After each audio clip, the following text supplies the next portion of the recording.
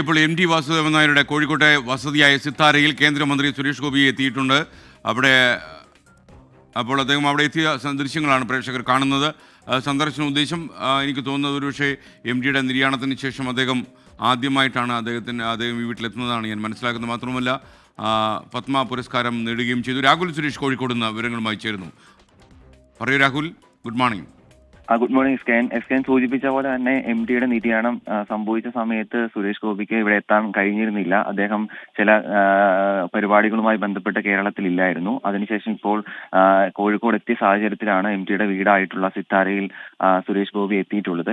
5 minute മുമ്പാണ് അദ്ദേഹം ഈ വീട്ടിലെത്തിയത്. ഇപ്പോൾ ദൃശ്യങ്ങളിൽ കാണുന്ന പോലെ തന്നെ കുടുംബാംഗങ്ങളുമായി സുരേഷ് ഗോപി സംസാരിച്ചുകൊണ്ടിരിക്കുകയാണ്. എം.ടിയുമായി ഏറെ അടുപ്പമുള്ള ഒരു നടൻ കൂടിയാണ്. കുറേയേറെ സിനിമകളിൽ എം.ടിയുടെ കുറേയേറെ സിനിമകളിൽ അദ്ദേഹം അഭിനയിച്ചിട്ടുണ്ട്. പക്ഷെ അന്നത്തെ സമയത്ത് നിര്യാണം സംഭവിച്ച സമയത്ത് അദ്ദേഹത്തിന് എത്താൻ കഴിഞ്ഞിരുന്നില്ല. ഇവിടെ എത്തിയ സമയത്താണ് ഇപ്പോൾ കുടുംബാംഗങ്ങളെ ആശ്വസിപ്പിക്കാൻ 2 വാക്കുകൾ സംസാരിക്കാനായി അദ്ദേഹം വീട്ടിലെത്തിയിട്ടുള്ളത്. ദൃശ്യങ്ങളിൽ കാണുന്ന പോലെ തന്നെ എം.ടിയുടെ കുടുംബാംഗങ്ങൾ വീട്ടിലുണ്ട്. അവരുമായി സംസാരിക്കുകയാണ്. അതിനുശേഷം അദ്ദേഹത്തിന്റെ ഒരു പ്രതികരണം ഉണ്ടാകുമെന്നാണ് നമ്മൾ പ്രതീക്ഷിക്കുന്നത്.